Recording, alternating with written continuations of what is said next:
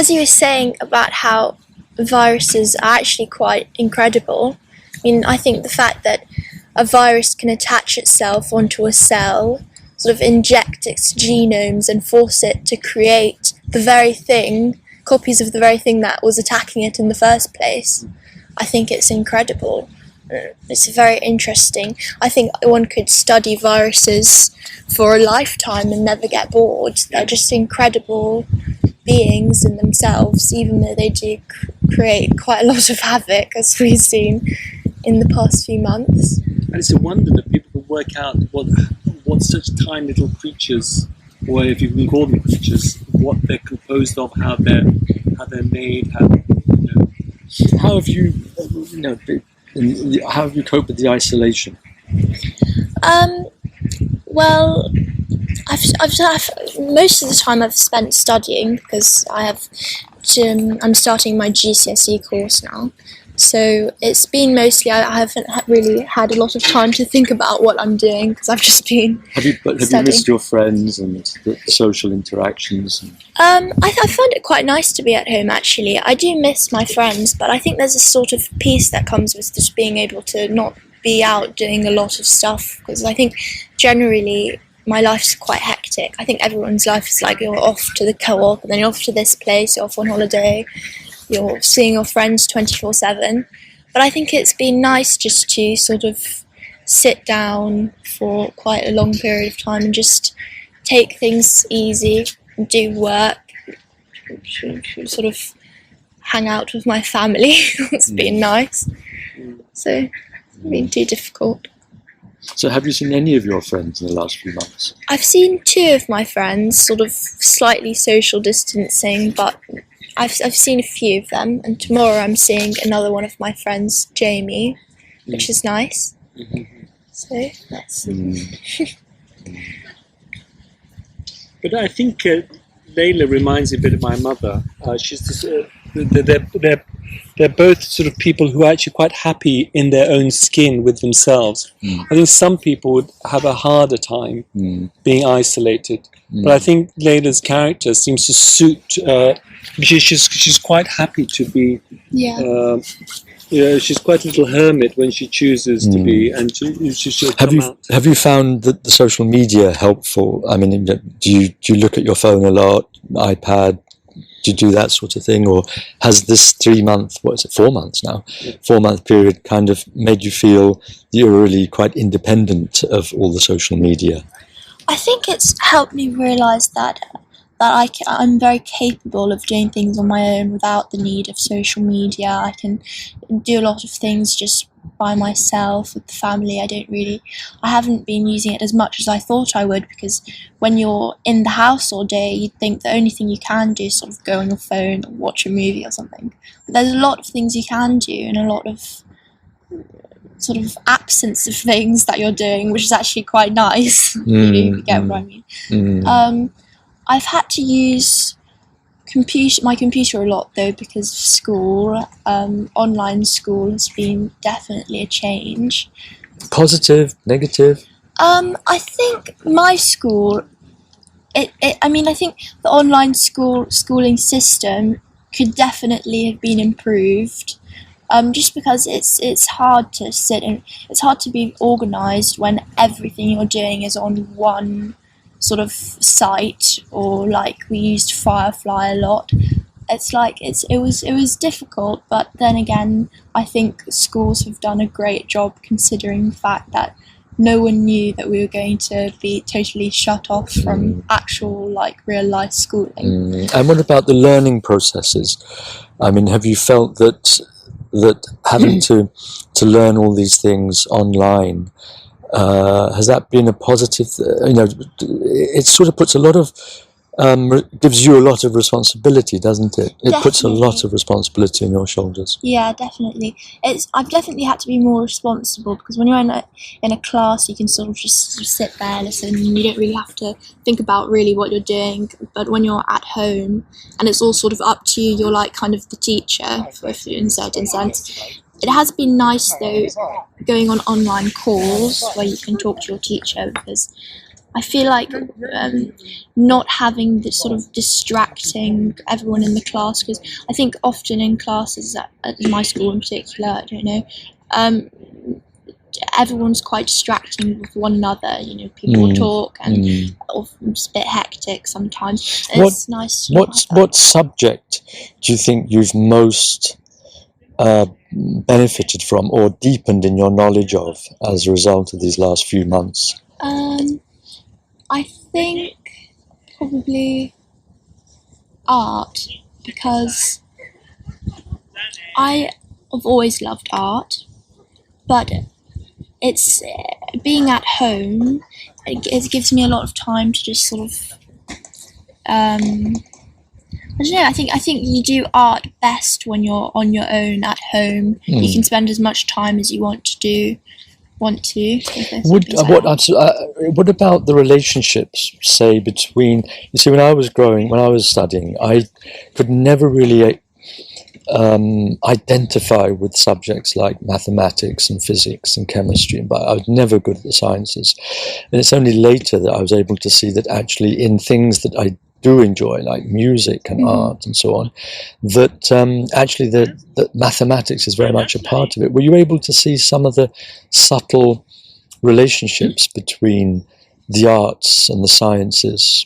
Yes, I think especially with maths, math sort of comes into absolutely everything. The geometric shapes are in absolutely like everything. You can find maths in any job or any thing that you want to do in life. Definitely having Daddy around, since Daddy is very good at maths, it's been helpful to have someone you can talk to. Well, can you explain, because I'm still not very good at all, I don't really understand geometry, but can you explain to me that the relationship between geometry and art and how you've benefited from that understanding? Yeah, so if you go to, for example, a mosque, you'll see a lot of like geometric patterns and even the architecture. And it's just, I think growing up around that as well, Daddy and Mummy, and going to a lot of mosques, it was really beautiful. You can just look at the walls and see everything intertwining in itself. And what about, for example, we're not far from Magdalen. Yeah. And Dr. Ling's was all we can almost. Yes, we can see it. We can see the Tower of Magdalen. Talk to us about that tower and about the geometry of it. Why is it that Dr. Ling's, for example, said that? What was it that it was? You would say that looking at it, as I'm standing here, I could almost point the way Martin Lings would. Like Martin Lings would stand.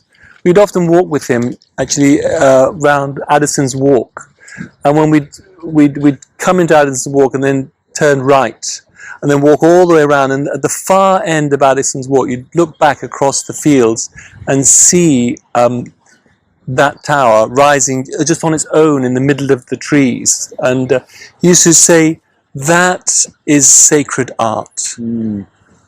Its original author. I'm paraphrasing, but its original author is God Himself, and that's why it sits so beautifully amongst the trees and doesn't look out of place. Describe the tower. Let's ask Leila to. But I should add what Martin Lings said. He said, but of course it's made by man, and men designed it. But God worked through mankind to bring that sacred form into existence. So that's why it sits so beautifully side by side in nature. It's not like a modern skyscraper that is a sort of it's sort of like an affront to nature. This is actually part of nature because it grows from the same place. I think he said once that truly sacred art is like a prolongation of nature. Yes. Would you like to describe the tower a little bit, and for people who have never seen it, and for you as an artist, or a budding artist, let's say.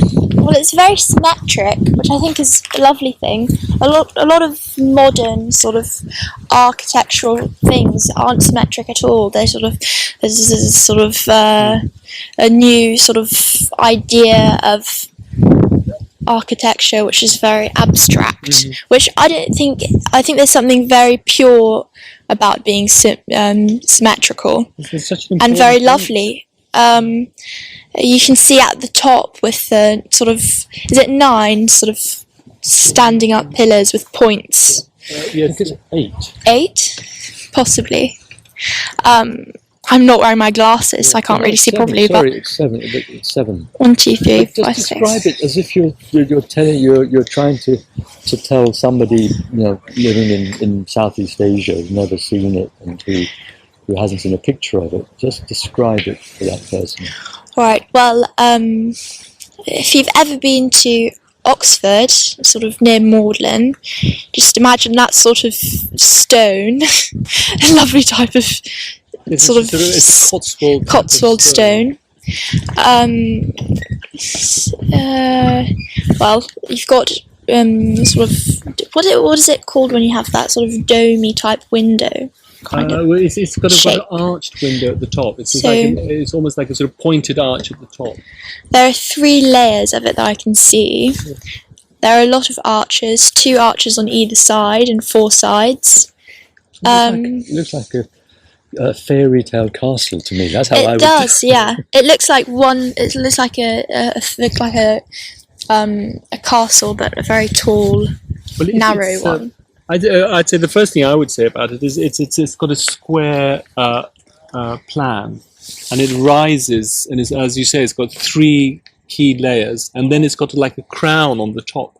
And then what's Yes. very beautiful is the crown on the top is it has no function whatsoever. It's simply there for beauty. And you, from the corners of the tower, you have rising these wonderful pillars, and all the pillars have little, carved little tiny. What would you say that they're like little arches, miniature arches within them as well. So they're fluted almost, and at the top of these beautiful finials, which sort of point to the heavens, they get narrower and narrower. They're like pointing fingers to heaven, and the finials themselves have little tiny. It's almost like you could imagine rows of little birds sitting along the finial. You've got these wonderful little organic little clusters of little points all the way up the finial to the top, and then there's little at the top, the very What's top. a finial? A finial is like a sort of pointing element, I think, or is it like a finishing detail of a pointing. I think that's what I imagine finial means anyway. And then, of course, the windows at the top. There's 2 pairs of arched windows, so to speak, all the way on each face. And of course, behind that are the giant bells which are rung. So the function of this whole tower is to contain the bells. And the bells, I remember Martin Mings often referring to the bells ringing. He used the Arabic word tadhkir, something that causes you to remember. So the wonderful thing is that around the English landscape are all these towers dedicated to heaven, pointing up to heaven, beautifully symbolic. And from time to time, they just sort of ring out with a reminder to people's ears. Remember God. You're called back upwards to heaven. Well, that comes back nicely to your advice to everyone to go back to their true selves. Yes.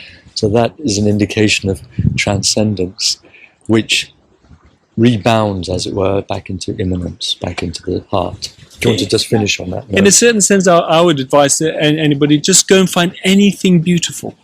Find anything that is beautiful and attach yourself to it, sit with it.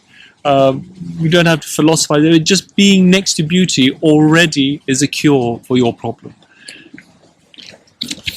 Wonderful. Thank you very much.